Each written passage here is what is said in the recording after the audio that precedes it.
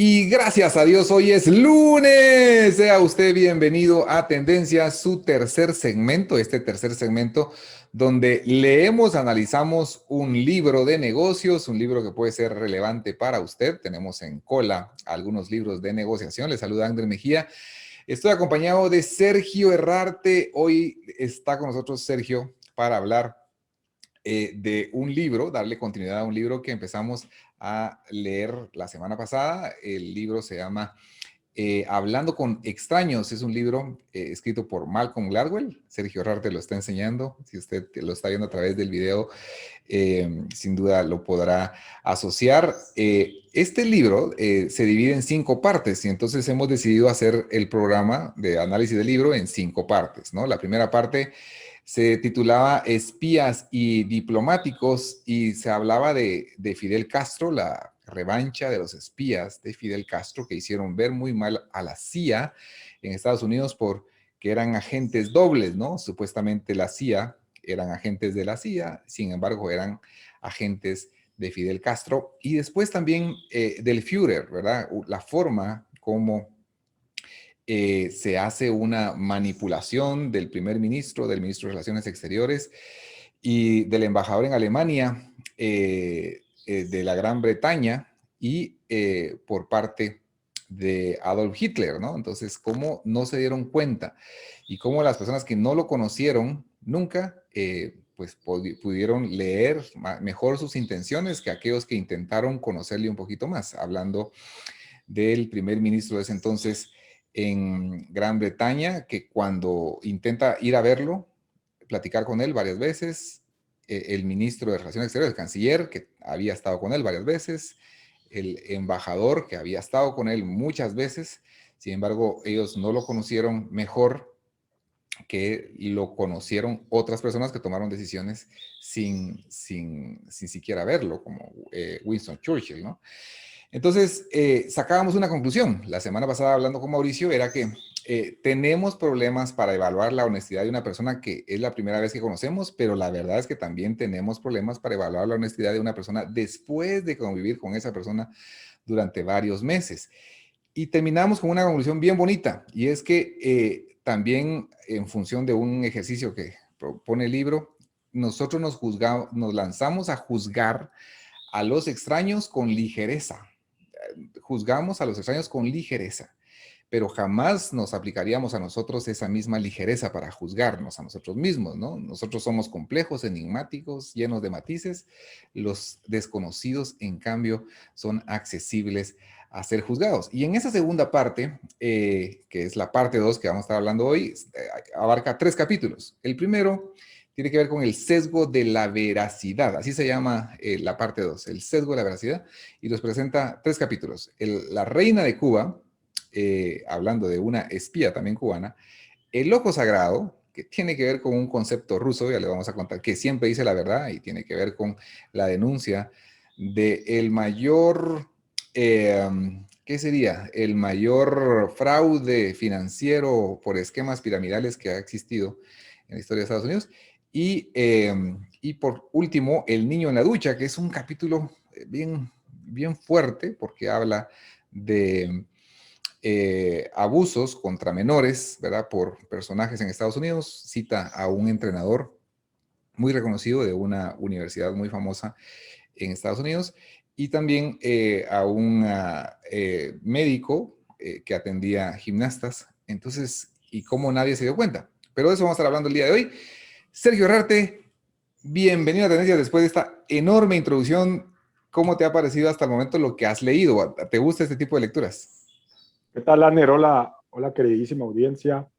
Pienso que los libros que hemos venido leyendo hasta ahora nos han roto varios paradigmas sobre cómo observamos las cosas, cómo, por ejemplo, qué parámetros usamos para dar feedback, ¿no? Que es un poco relacionado con mi capacidad de poder decir, el otro es simple, yo soy complejo, yo tengo la habilidad egocéntrica de decir, lo que estás haciendo está mal, y de darnos este aire de expertos a la hora de juzgar a alguien y a la hora de criticar lo que alguien ha hecho. Me encanta que nos ha roto ese tipo de paradigmas, pero este libro nos pone sobre la pared y nos da con casos ejemplos en donde el autor elige casos que han explotado mediáticamente y uno los lee y dice, ¿cómo no se dieron cuenta? ¿Cómo es posible que esta gente era obvio? ¿Cómo? A la gran, pero si era tan obvio que esto era una estafa, era tan obvio que esta persona era mala, pero el autor nos dice, no vaya tan rápido, hay una razón por la cual usted tampoco se daría cuenta de los crímenes, de las mentiras, de lo que está sucediendo a su alrededor, y esto se lo atribuye a un concepto en psicología, en sociología, que se llama sesgo de veracidad. Y el concepto de sesgo de veracidad es algo importante que sepamos, es algo que es importante que sepamos, porque todos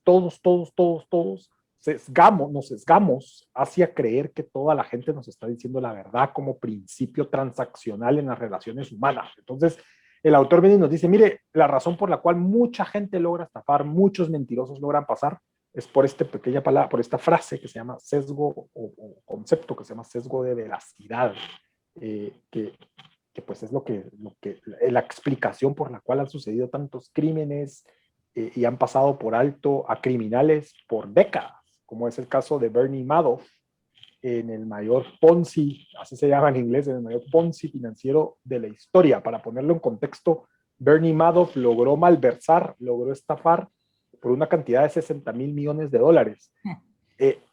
Poniendo en contexto esta cifra, el PIB de Guatemala anual es aproximadamente 70 mil millones de dólares. Es decir, Bernie Madoff logró amasar dinero de inversionistas privados equivalentes a lo que produce Guatemala en un año. Es muchísimo dinero, muchísimo dinero. En esa época era tal vez la mayor cantidad, una de las mayores cantidades de dinero que manejaba un fondo de inversión. Y por eso se volvió la estafa más grande que ha visto la historia. Y Bernie Madoff estuvo haciéndolo por décadas. Aner. Así es. Y de eso habla entonces estos dos primeros capítulos que vamos a conversar un poquito más.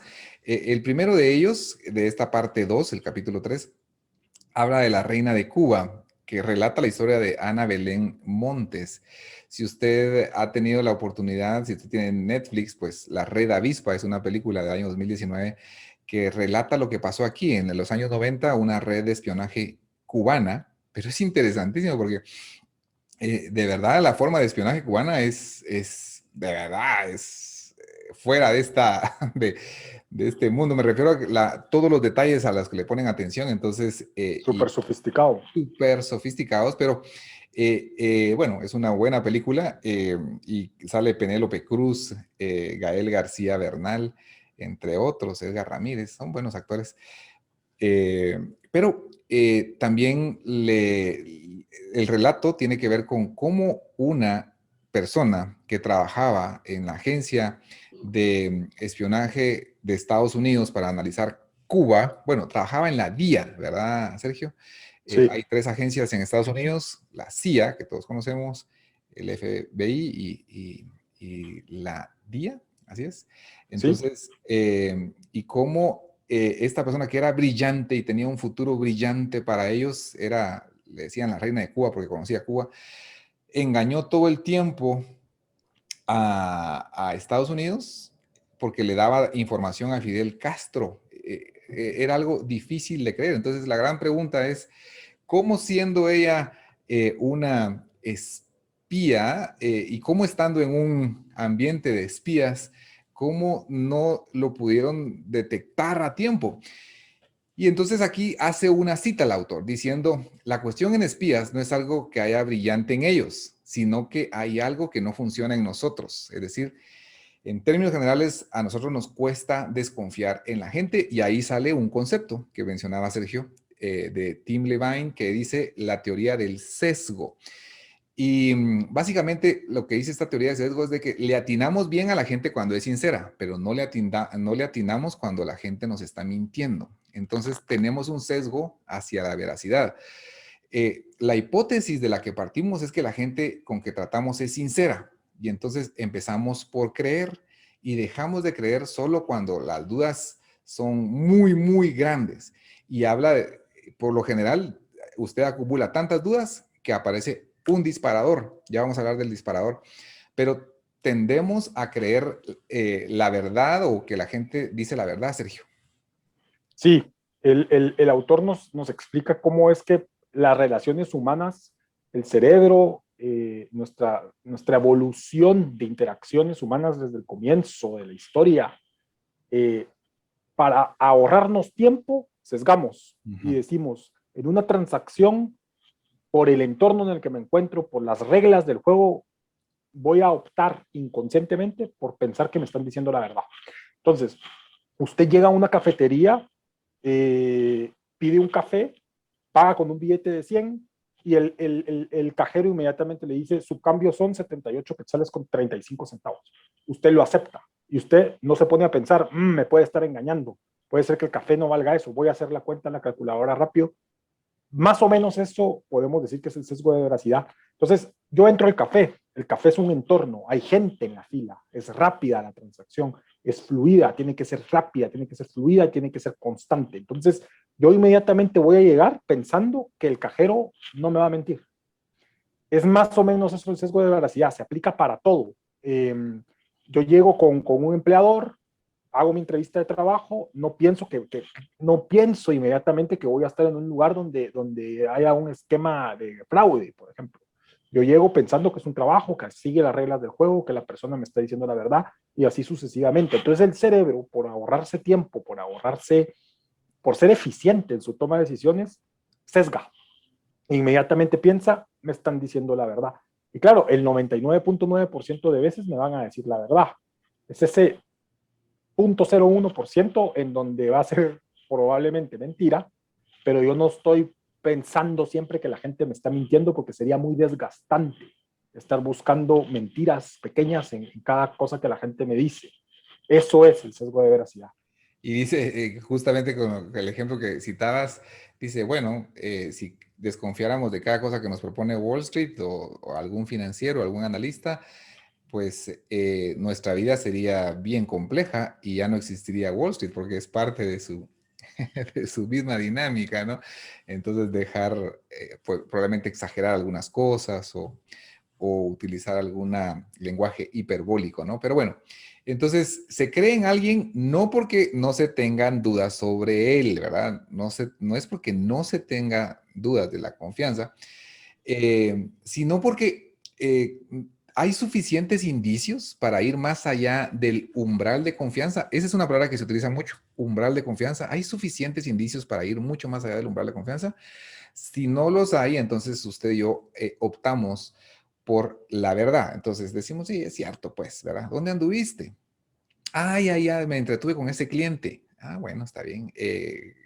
¿Por qué viniste tarde? Ah, es que mucho tráfico, están haciendo un paso en él. Ah, bueno, y seguimos.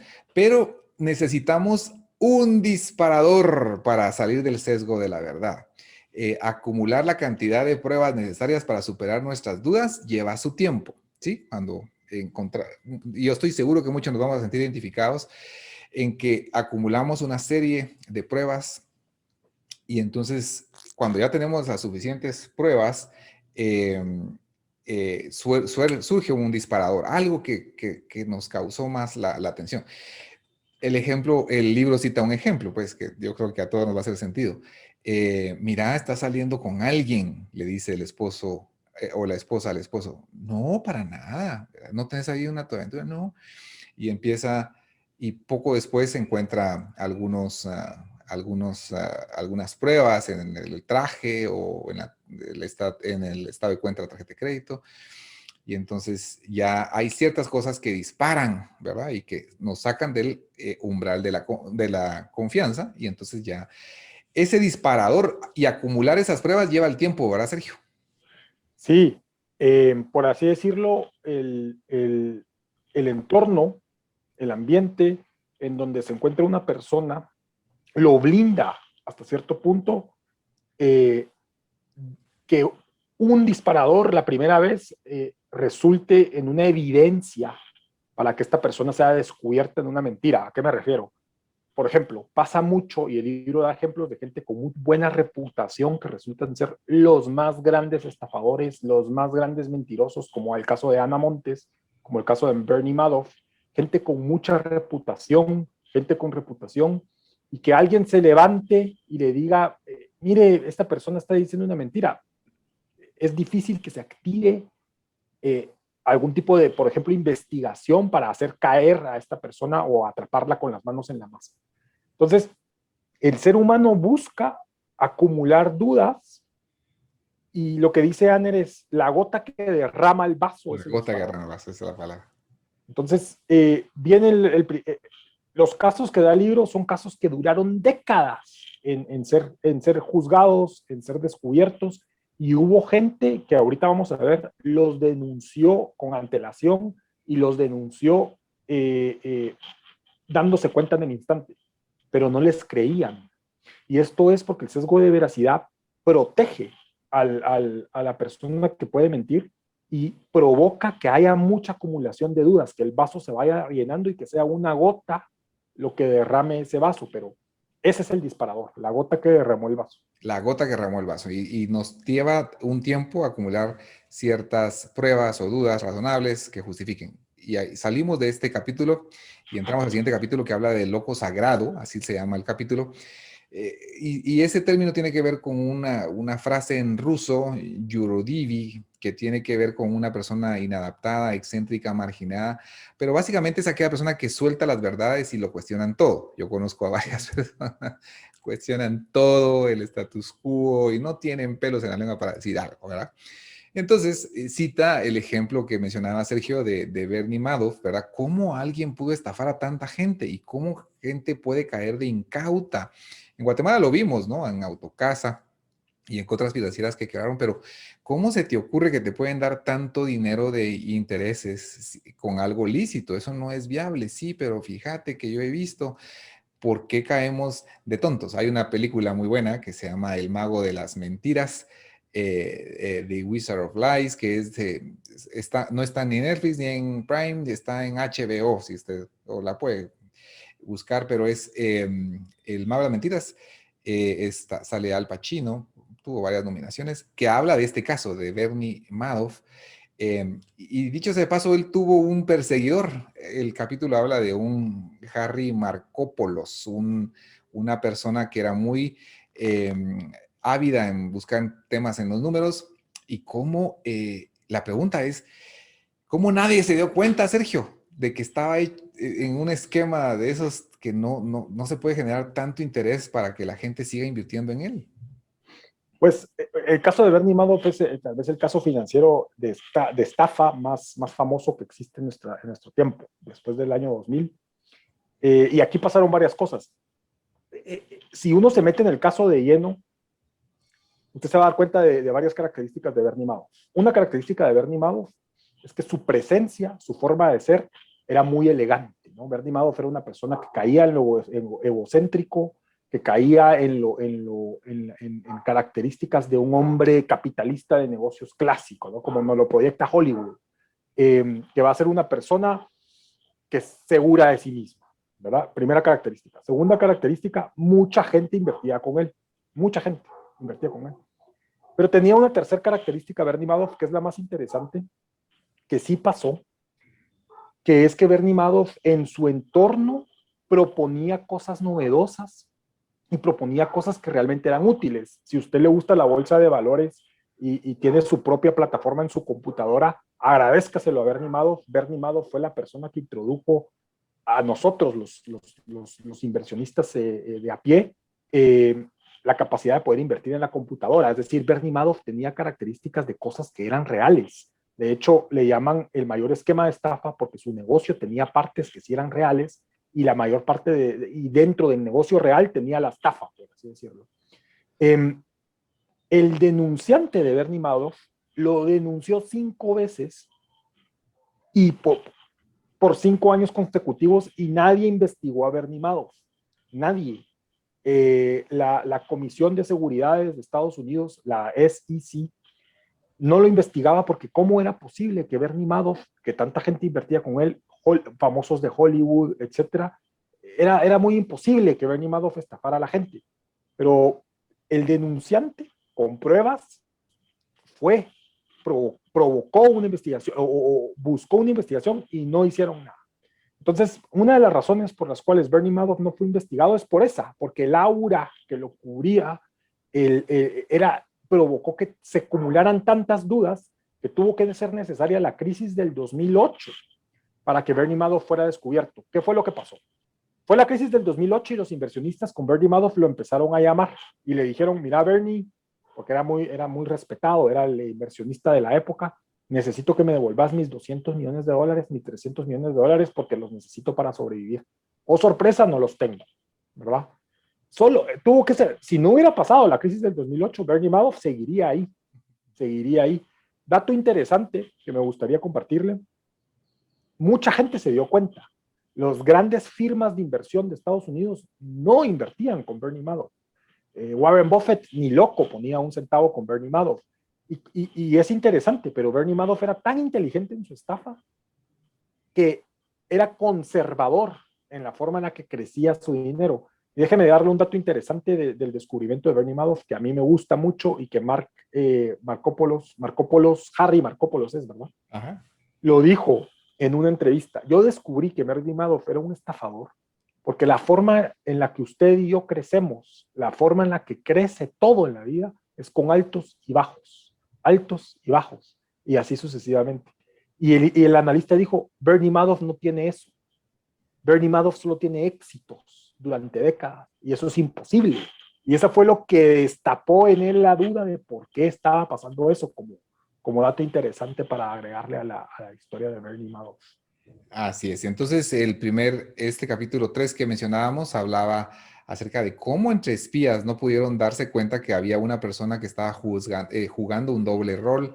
Y el siguiente es Bernie Madoff. ¿Cómo pudo engañar a tantísima gente generando tanto dinero de otras personas en su manejo financiero y sin darse cuenta? Pasaron muchos años para poder procesarlo y llevarlo a prisión. Y el siguiente capítulo, capítulo 5, bueno, es un poco duro porque habla acerca de la Universidad de Pensilvania, UPenn, si usted lo ha escuchado, de las universidades más prestigiosas del mundo, en Filadelfia, y que es un entrenador muy conocido, muy renombrado, pues tiene una sospecha de conducta inmoral en la ducha con un alumno en el año 2001. Sin embargo, las investigaciones se hacen hasta 10 años después, en el 2011, y lo detienen en el 2011. ¿Por qué llevó tanto tiempo? Estoy buscando una película, seguramente la hay, no encontré que ilustrar el caso, pero ya para finalizar y sacar conclusiones acerca de este tema, la gran pregunta es ¿por qué 10 años para poder encontrar a una persona? Porque ¿cómo es posible que en un caso tan delicado como pedastra, involucrarse con jóvenes, con niños, pueda darse tanto tiempo sin ser descubierto? Entonces, aquí le resumo una conclusión y luego le doy a Sergio el tiempo para que saquemos conclusiones. El sesgo de veracidad se convierte en un problema cuando nos vemos forzados a elegir entre dos alternativas. Digamos, ¿es Ana Montes la espía cubana que más alto ha llegado en la historia o es más bien la gente que lo acusa un paranoico? El sesgo de veracidad nos inclina hacia la interpretación. Bueno, ella ha tenido un desarrollo muy bueno, ¿verdad? Realmente creo que estamos viendo micos emparejados. Digamos, hay una persona que acusó a Ana Montes y que creyó en todo momento, ¿verdad? Le creyó en todo momento. Los padres de los niños que tuvieron que ver con esta persona que abusó, hicieron lo mismo.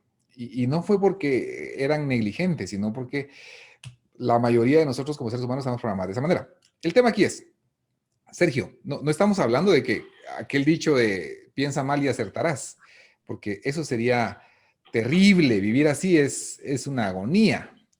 Eh, no se trata de eso, se trata de que muchas veces los detonantes o la información que debemos acumular, deberíamos prestarle un poquito más de atención, pero no se trata de que vivamos sesgados hacia el temor de que alguien nos está mintiendo, Sergio.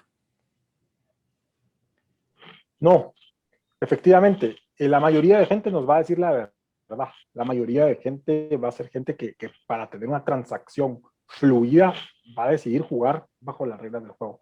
Obviamente se nos colan como sociedad, como seres humanos, se nos colan psicópatas, se nos cola gente mala y se nos cola gente aprovechada que va a buscar mentir.